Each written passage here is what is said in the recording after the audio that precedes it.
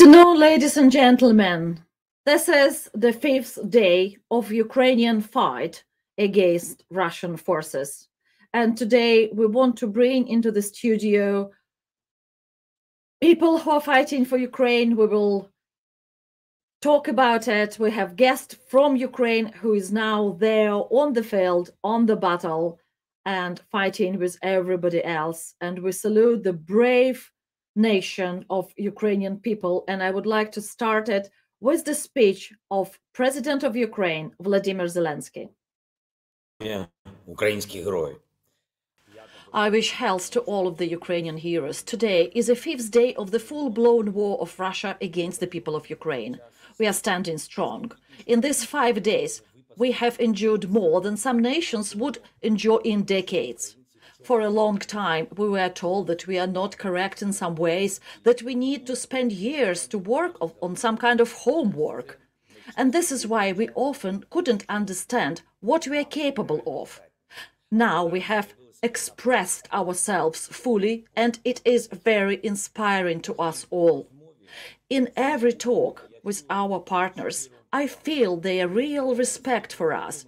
We have shown to the world who we are, and Russia have shown to the world what it has become. Just think for a second that in these 5 days of Russian assault, 16 Ukrainian children are dead. 45 are wounded. But every attack of the occupants makes us stronger and makes our partners stronger. Russia didn't believe in such a united reaction of solidarity, but Ukrainians have changed the course of the history. European Union have decided to give us weapons. It is really appreciated. Yesterday, I was talking to Ursula von der Leyen, President of EU Commission, about our next steps. Europeans understand that Ukrainian soldiers are fighting not only for themselves, but for all Europe, for all the countries of the European Union, for peace, for the lives of children, for equity, for freedom, for democracy. And it gives us right to ask the following. We are asking to bring Ukraine into European Union with the new urgent procedure. We are grateful to our partners that they are fighting with us, but our aim is to be together with European nations as an equal member of Europe. I believe that it is fair. I believe that we have deserved it. I am sure that it is possible.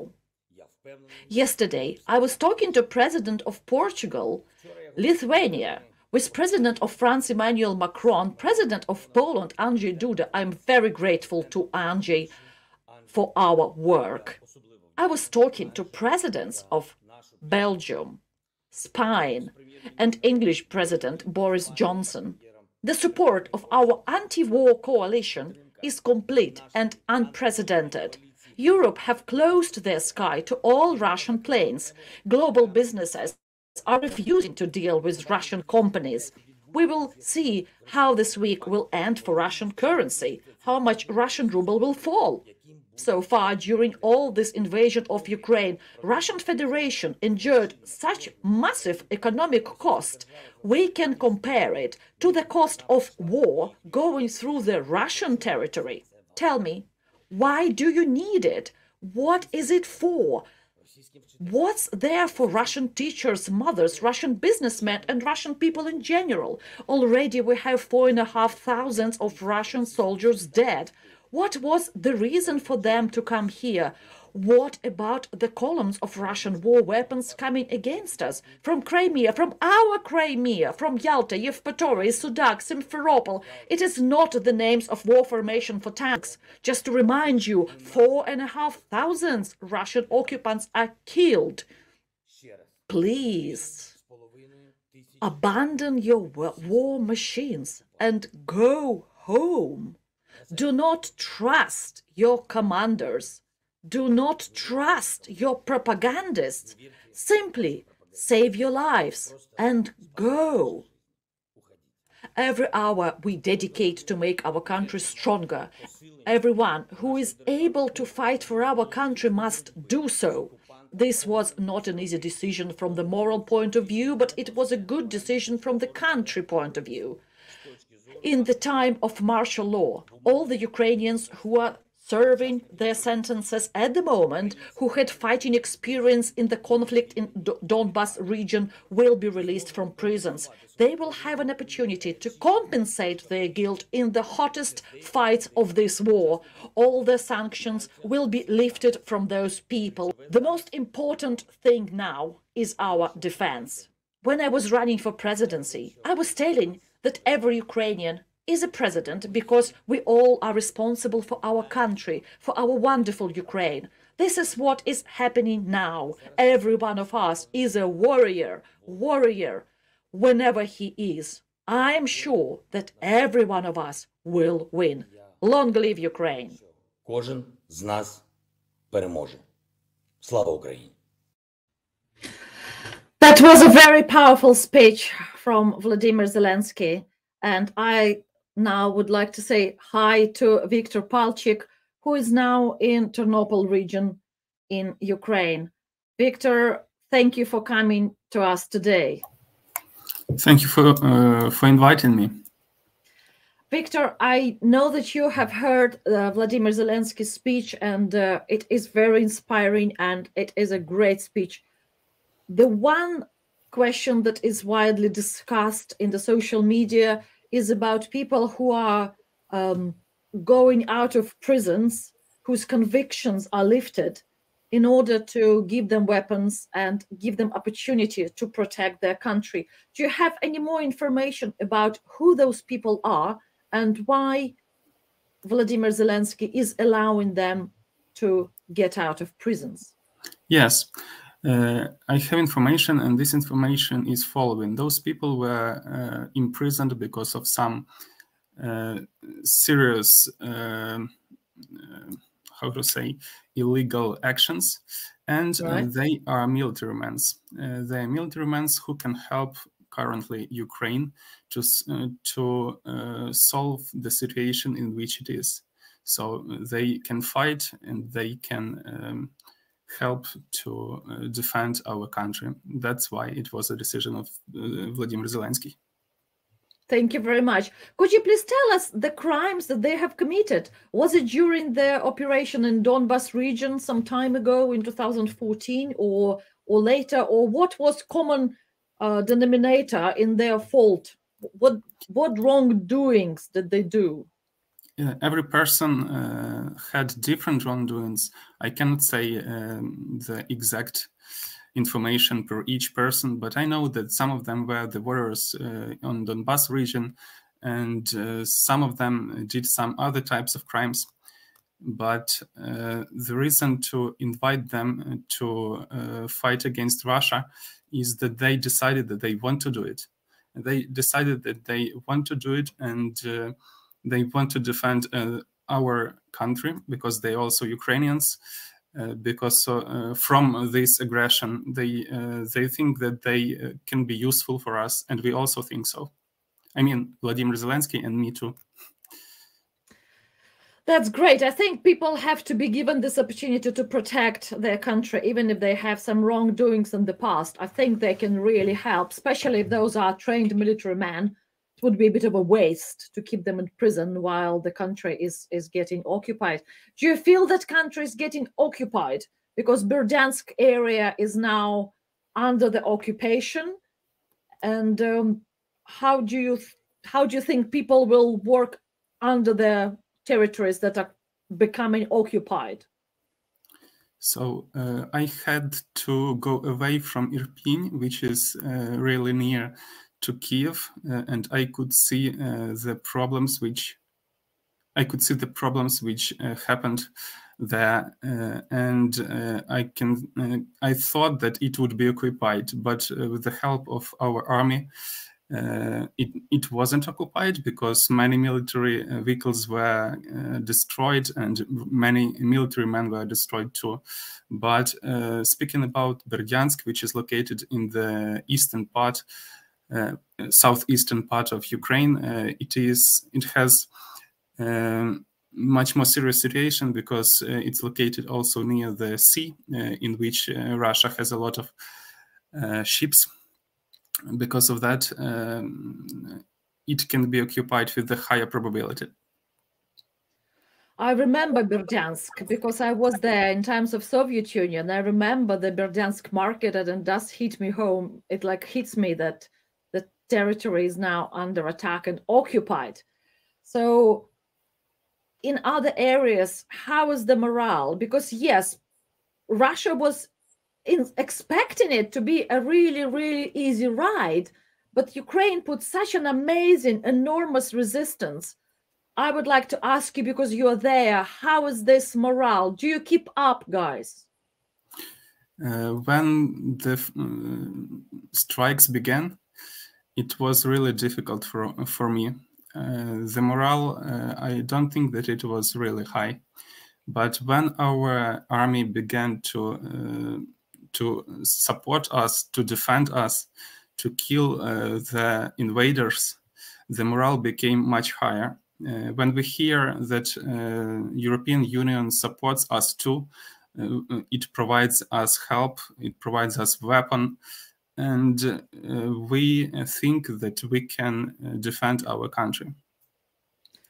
That's great, and I can see the enormous support. I've been to a huge demonstration yesterday in London and in Trafalgar Square, and I could see how London is coming together to help you, and aircrafts from all over the Europe are now stopped flying into Russia, and I can see how Russian partners in crime are abandoning them.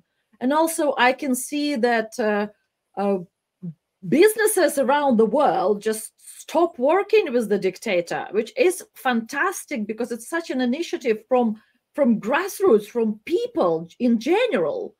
And do you think that this urgent procedure to take Ukraine into European Union will happen soon? How do you feel about it? I'm hoping that it will be. It is the hope not only from me, but from the whole population of Ukraine. So we want to be the member of European Union. We feel that we are the members there. And our desire to be there happened so long ago that I think that it's the time to get it. Yeah, that's great, and I think that would be the result of this invasion. I think the result will be totally opposite. The Europe will get stronger, the NATO will get stronger, all world will come together, and Ukraine will be a part of European countries, which is amazing that Ukraine will join European Union soon. I am from Belarus myself. I'm from Minsk originally, and we are deeply ashamed, and we are sorry that Belarus today is used as the Platzdarm for the invasion, for weapons, for Russian war machine. But I'm only hoping that Belarusians, first of all, will be fighting on the side of Ukrainians, and secondly, that Belarus soldiers who are sent to Ukraine to fight Ukrainian soldiers will be abandoning their weapons and just surrender. What is the mood regarding Ukrainians? Sorry, regarding Belarusians in Ukraine, that situation with Belarus? You know, we don't want to kill anyone. We don't want to make any harm to anyone. But if the soldiers come to us with the military vehicles and destroy our country, kill our people, kill our defenders, then we will have to fight back. Because of that, we ask Belarusian, such as Russian also, not to come and not to invade Ukraine. But if you come, then feel free to get ready to be killed. Thank you. This is the great message. And after our talk in English, I will go to my channel and speak Russian. So for everybody who come here today who are of Russian speaking and don't understand English, or Belarusian speaking don't understand English, I will be back on air soon after our interview, and I will be talking to you in Russian. So don't worry, I will be with you a little bit later. But thank you for coming. Victor, so I understand that Ukrainians are very nice people. They are generally very genuine, very supportive. They are very hospitable. They are nice. You know, you go to Ukraine, you feel good, you feel at home. And I've got relatives in Kiev as well. So how is it possible that that wonderful nation put up such an enormous fight and holds on? Well, it's a good question. I couldn't expect it to. But I think the reason of that is that we do not want to have the situation which was already during 8 years in the eastern part of Ukraine, when more than 14,000 of Ukrainians were already killed, and it didn't help us to get our parts of Ukraine back. It didn't help also to get Crimea back. And currently what we see, Russia, with the support of Belarus too, tries to get another part of Ukraine, or not the part, but the whole Ukraine. So we are not ready to lose anything more. And I think that is the main reason why you can see so great fight from our side. Thank you for mentioning it, because we have a interview which we will watch later of the guy from Russia. Maybe we can put this interview on now, or who is telling that he is deeply sorry for the Russian fights, for this Russian invasion, because he just doesn't understand what Russia needs it for. And actually nobody understands what it is for, because Russia's got no shortage of territories, no shortage of supplies. They've got enough of everything. Why do they need to go and invade Ukraine? What is Ukrainian take on it? Разговоры сейчас, естественно, про Украину. Я тоже буду об этом говорить, но немного в другом ключе. У меня вопрос к людям разумным, рациональным, умным и в то же время чувствительным и эмоциональным. Ребят, как вы справляетесь с пониманием того, что люди ебанутые, блядь, конченые просто. И мы, блядь, разрушаем нахуй все, к чему мы прикасаемся. Нет, есть, конечно, процент людей, которые понимают, что в 21 веке у нас, блядь, нет нехватки ресурсов, нет нехватки еды, нехватки территорий, перенаселения, блядь, не существует. По статистике, по статистическим данным, после 8 миллиардов будет резкий спад. Но, блядь, в большинстве своем люди агрессивные, сука, обезьяны, готовые убивать за идею, блядь. И я нихуя не могу с этим сделать. Все мечты Брэдбери, Хайнлайна о космосе, о любви, об открытом мире нахуй никому не нужны. Опять же, есть люди, которым они нужны, но, сука, мы агрессивные обезьяны, блядь, и выживают наглые, выживают злые, выживают хитрые, коварные и беспринципные. И мы продолжаем жить так же. И этого хватит на мою жизнь, возможно, на жизнь моих детей. Но мы летим в пизду, и я ничего не могу с этим сделать. Я не знаю, как с этим справляться. Я из России уехал 8,5 лет назад, и я открещиваюсь от нее всеми силами, бегу от нее, она меня, сука, догоняет, и я уже не могу отключать эмоции, потому что груз вины, блядь, невыносимый за это. Я не понимаю, что с этим делать. Я отключаюсь просто от всех эмоций, потому что иначе я не понимаю. Я не понимаю, как извиниться перед украинцами, блядь, я не понимаю, как откреститься от этой вины, блядь. Ребят, пожалуйста, напишите в комментах, как вы справляетесь, потому что я не вывожу. Спасибо. Я знаю, что нужно поддерживать, нужно выражать, нужно...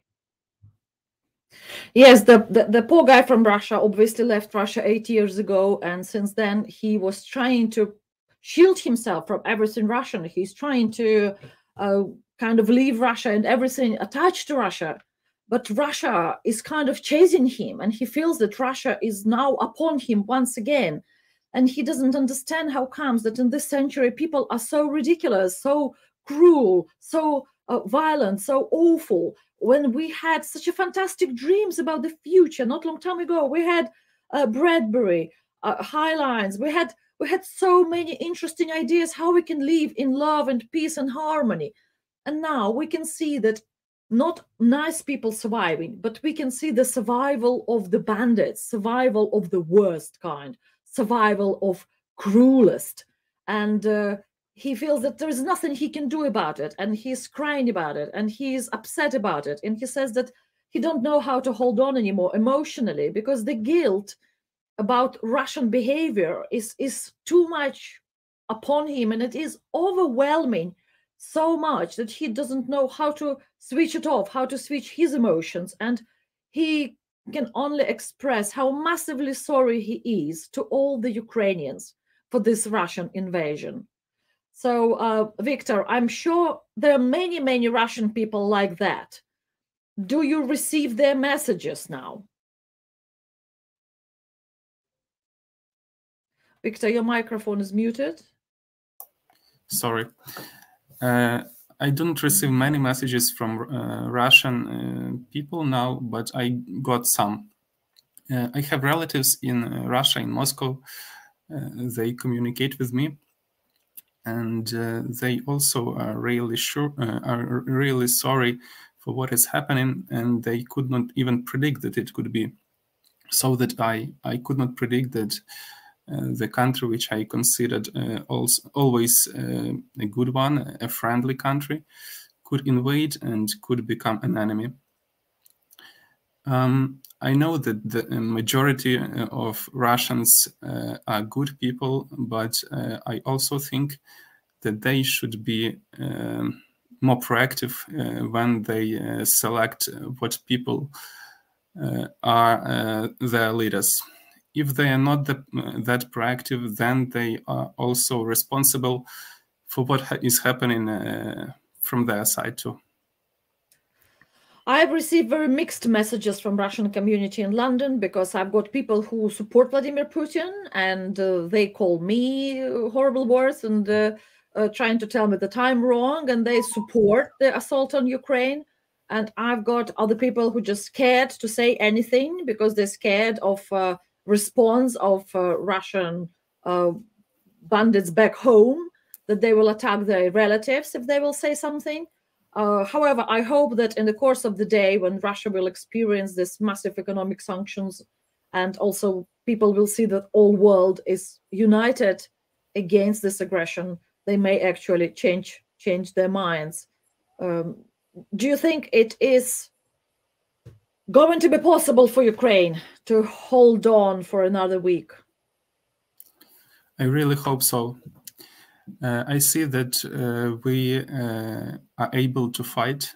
We have really strong military men. We also have friends from Europe and from USA, and we are provided with new weapons, and we can see that nothing is impossible. We are on our country and we protect it. Because of that, we have no other choice. Yes, you do it, and I can see women and elderly and everybody are now fighting, and they put in such a hell of a fight that I can see some Russian soldiers, some Russian forces, they're just going back home on foot because their battalions are, the techniques is destroyed, and they just can't hold on any longer. I think we can see the United Nations is still going on. The United Nations Special Assembly is going on today as we speak right now, and hopefully they will bring in some resolution. I would like to switch on the Vladimir Klitschko's speech today. It's going to be in German, and we will read the English subtitles for you. Liebe Freunde in Deutschland, in der Schweiz, Österreich, Luxemburg, Liechtenstein und alle anderen Ländern im freien Europa. Die Bürger von Kiew haben noch eine höllische Nacht hinter sich. 4 Millionen Menschen in meiner Stadt haben nicht geschlafen. Sie haben mit allen Mitteln versucht, die russische Aggression vor die Türen unserer Häuser zu stoppen. We are trying to stop Russian aggression, and we want Russia to stop war in the Ukraine. Wir lieben unser Land We love our place, we love our country, we will stand strong till we all die. We have rockets thrown upon us. Our children and wives and elderly are under attack. We want your help now, please. We want our help immediately. We need to survive. Please, create the anti-war coalition, give us some money, give us everything you can, and long live Ukraine. I think he's just appealing to everybody for whatever help they can offer at the moment. And I'm sure world will come together with the great help offerings, because I can't see how anybody can stand aside and don't be political today when these atrocities are happening. Victor, I understand you are in a relatively safe situation right now, right? You are in a relatively safe area. Do you afraid that this area will not be safe soon? Yes. Yes, I'm afraid, and I have done some actions. I visited. I just became the member of the territorial, how to say, defense system of the place where I am located. And because of that, I'm a member of the community which tries to defend this small place. And because of that, I hope that we will be able to protect it. But I also hope that our great military will be able to support us in case of any invaders. It looks like military is doing enormous work. I mean, everybody were thinking that day 2 Kyiv will be surrendered. And everybody thought that Kharkiv will be going, and everybody thought that that will be over in 3 days. But only relatively small cities now taken and under Russian control. But I don't know for how long, because I can see that people already start fighting. People already start pushing them back. And occupation administration is not necessarily taking it under control because of enormous people's resistance. They just don't obey. They just don't do. They just don't treat them as any authorities whatsoever. Could you please tell me, how was the infrastructure? Do you get food? Are you asking now, or yes, you're now asking the infrastructure of your city? Or maybe you know something about other cities. How is people? So the infrastructure in the destroyed towns like Irpin, Bucha is really poor. People have to get food there, and it's a problem currently. But if to speak about the place where I am located, there is no problem of food. There is only some problems with banking system. But we survive. We take the food from here and try to send it to the places where it is needed. We communicate also and try to help all the people which are in need. Is it your first experience of war in your life? Yes. I wouldn't like to have any more such experience. It's a terrible experience, and you know, I woke up when it started and I couldn't even believe that it started the war. We didn't believe it either. I think half of the world couldn't believe it. It was such a strange perspective, because I'm a member of Ukrainian English Business Society, and there were lots of talks about investments and finances, and it was all looking quite good, and perspectives were calculated, and we were talking about fabulous opportunities and business development, and suddenly all this became a different reality. How are businesses coping with that in Ukraine?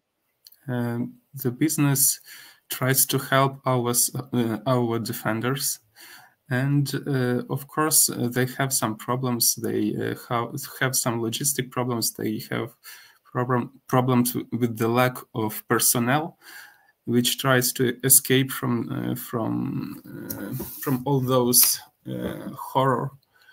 But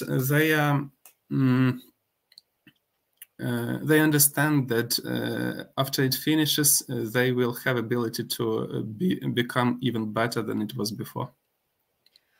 Sincerely hope so, and I really wish you will win. I'd like Russia to lose this battle. I'm very much on Ukrainian side, and I hope that we will win, and the world needs to win. I think that's how we need to talk about it now. The world must win over Russian aggression now. With the help of Ukraine. Must win over autocracy. What about hospitals? I can see that people are asking about the hospitals. How the hospitals function in your area, at least? Frankly speaking, I was not in the hospital, though I am sick. I've got COVID, but because I was vaccinated 3 times already, it's not so drastic for me. So I have just some fever, some problems with throat, and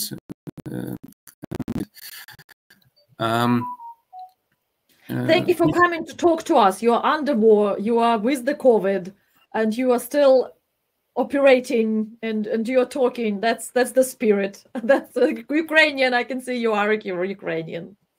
Yeah, so we have the problems with hospitals, but people support them, and also we have support again from the European Union. We get some volunteers which provide medical equipment to us and so on. So, but I would like to ask to get it more if it is possible. I've heard that there is no oxygen or some limited oxygen supply. Is it true? Frankly speaking, I don't know about that anything. I think that's obviously Ukraine is a very big country, and some parts will be relatively all right, and some parts will be under massive attack. And the important is that you all are fighting together. And to keep spirit up, I'd like us to listen now to a Ukrainian song, and maybe you can translate it for us later, just to explain what the song is about. Because when I've heard the song today, I was crying and I had goosebumps. So if I will be crying and sobbing, I've got my tissue nearby.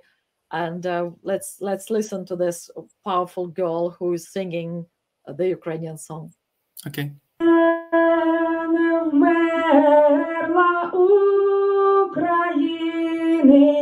Ні слава, ні воля, ще нам, браття українці, усміхнеться доля. Згинуть наші вороженьки, як роса на сонці, запануєм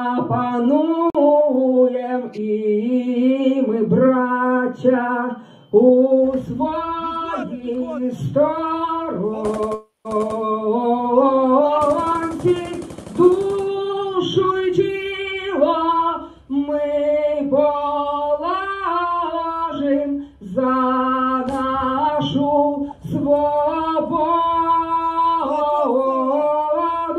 і покажем, що ми браття козацького роду, душу й тіло ми положим за нашу свободу і покажем, що ми браття козацького роду. Слава Україні! Oh my goodness, that's incredible. And she's just singing that song that probably was sung in many wars that Ukraine had. Could you please translate a little bit? It's the Ukrainian anthem, and this song is about the fights which we can do to get our freedom.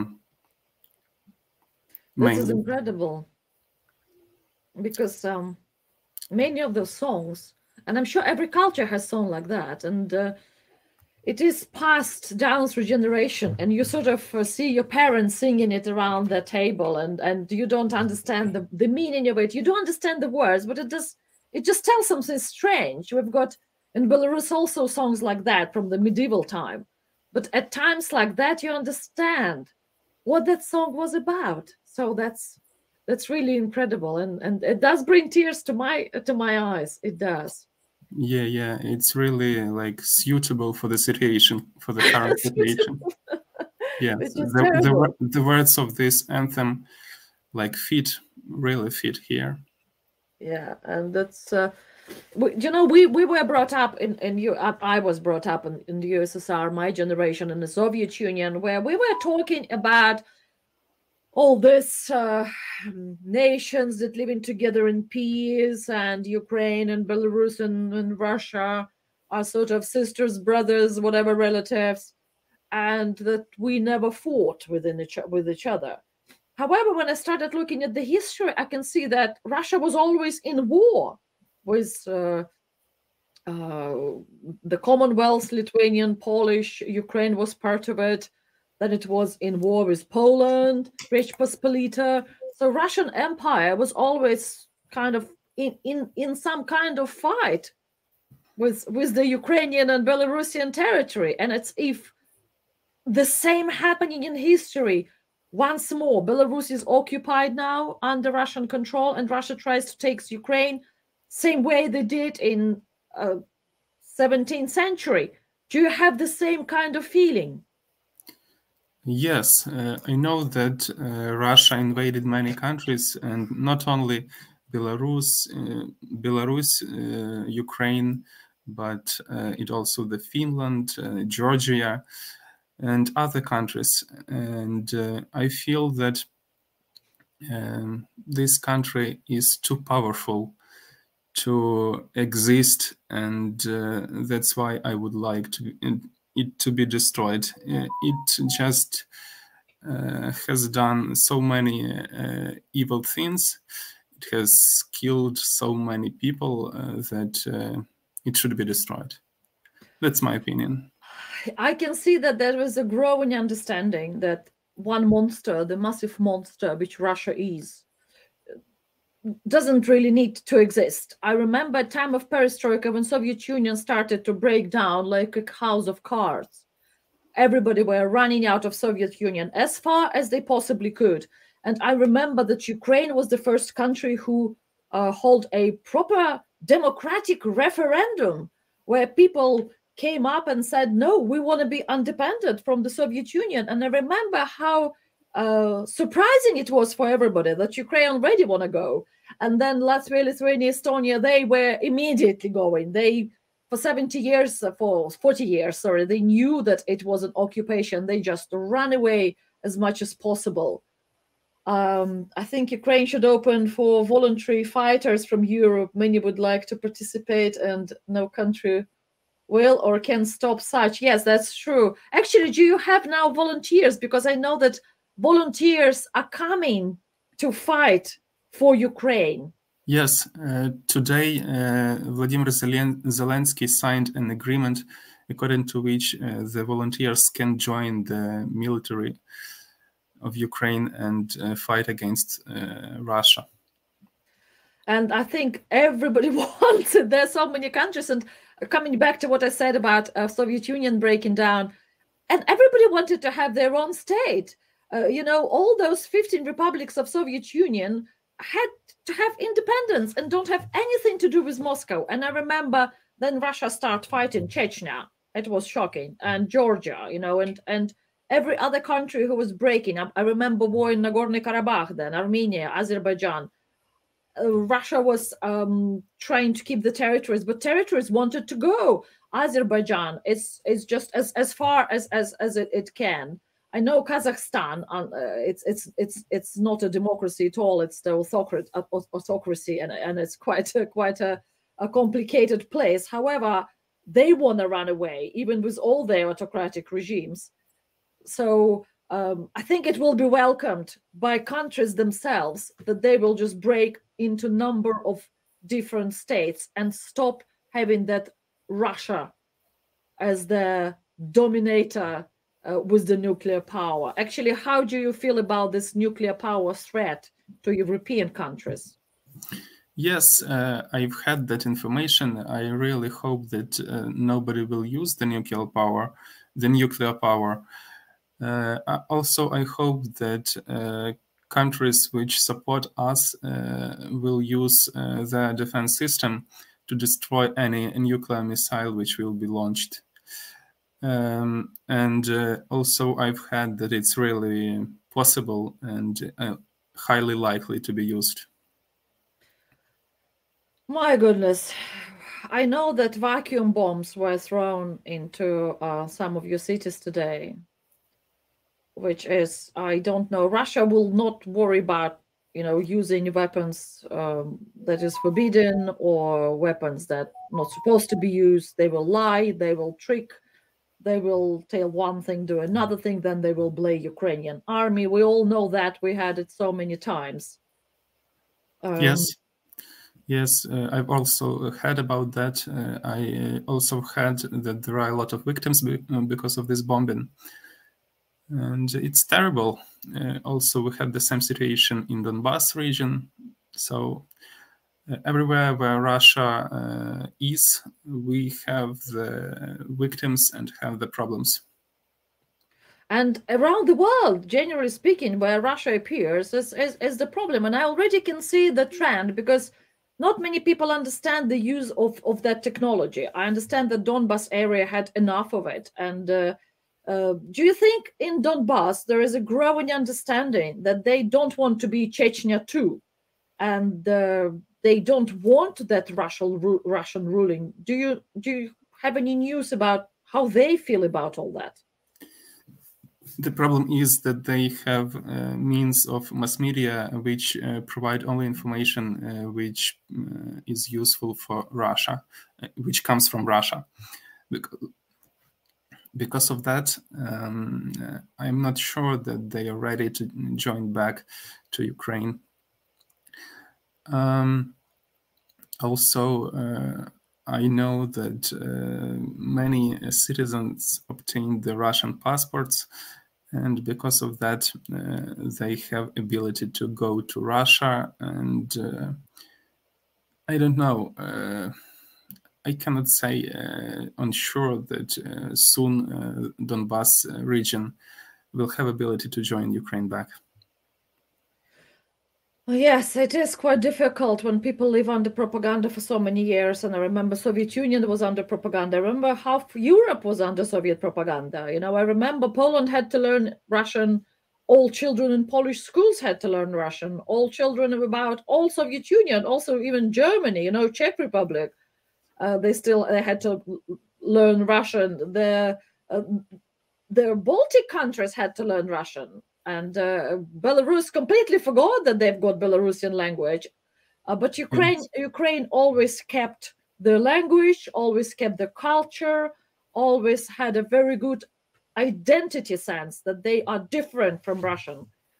How did it change during independence from 2014?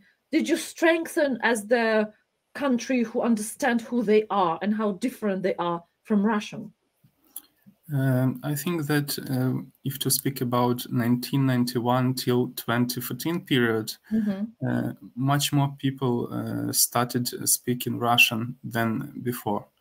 But if to speak the period after 2014 and till now, people changed from Russian to Ukrainian because they understood that language is also the mean which Russia uses like a weapon. So, as you have told, it's the country identity, but it's also a weapon used by Russia. They say that they have to defend people who are speaking Russian. They think that people who are speaking Russian are actually citizens of Russia. True, we are Ukrainians. We can speak any language which we want, but almost all Ukrainians know knows Ukrainian language. Sorry. That's great, because Kazakh, I know they have done a reform and they even changed the alphabet, but from Cyrillic to Latin. I know Ukraine has the different alphabet. It's Cyrillic alphabet, but with different letters, and it is different letters on different occasion. And unless you're Ukrainian, you don't know. So it's like a secret code. So I'm glad you've got that weapon, because now you've got lots of groups of Russians who coming into the cities in order to commit some crimes, some provocations, and then blame it on somebody. But you can identify who they are because they can't pronounce words properly, and because they don't know language as good as native people. So you can identify who is the spy, who is not spy, which is quite handy. I found it. I found it quite handy. Yeah, I also agree that. The question is, do you believe that the Russian people support this invasion? I hope that, speaking about the majority, they don't support. When I had the interviews of Russian military men who speak with their parents, their parents do not know that they came to Ukraine to invade it. They mainly think that they are in Russia or in Belarus, and they do not do anything illegal. But actually, those people are forced to come to us, and because of that, I'm pretty sure that the main crime is done by the governments of Russia and Belarus. Thank you. I also believe that those young guys, like 18, 20 years old soldiers, they're coming because they really thought they're still on a military training, and they were moved for a couple of months here and there, here and there, and then they suddenly appear in Ukraine. Not suddenly, but it is quite difficult for them to understand which territory they're in, and then they suddenly find themselves in the situation when they're getting killed for sure, and it is not a military training, and they have no idea about it. And I think it is devastating. It is devastating news to their parents, and it is devastating to all of us. But unfortunately, there are also another kind of soldiers who came to kill, and they are like a specially trained military forces who are coming with the aim to kill. I guess there are another group which is coming to establish control of the area, and there's probably another group of people who are coming especially to put control on the people who are against them, and start to attack civilians and terrorize civilians. Do you have any infrastructure to sort of hold them off? Do you have this when you are planning for defense? Do you have this in mind when you plan for defense? Well, we didn't use it here, but I think that we will need to destroy the signs on the roads to make it impossible to navigate for them. Also, we know that there are some beacons which they use in order to navigate in the country. We try to find them and destroy too. Also, there will be some kind of other surprises, which I will not say, maybe for now. Yeah, don't disclose it. They shouldn't know what you planned. Yes. Thank you very much. I think we may start finishing our interview, because I know you've got COVID, and I'm a bit sorry that you need to get some rest, because I know the area you are in is, you are in the war, and I don't want to keep you longer. But thank you so much for coming. And yes, thank you very much for having me. I really wish you well, and we all, and I'm sure everybody who now watching this program and will be watching in recording, they all are for you, and they all hold on with you, and we wish you well, and we do wish you to win. Thank you so much for coming. Thank you very much. And to everybody who listened to us tonight, thank you for coming. Thank you for listening. Thank you for staying with Ukraine. And we will be updating you and come up to see you and talk to you as much as we can with any news we've got. So good night. And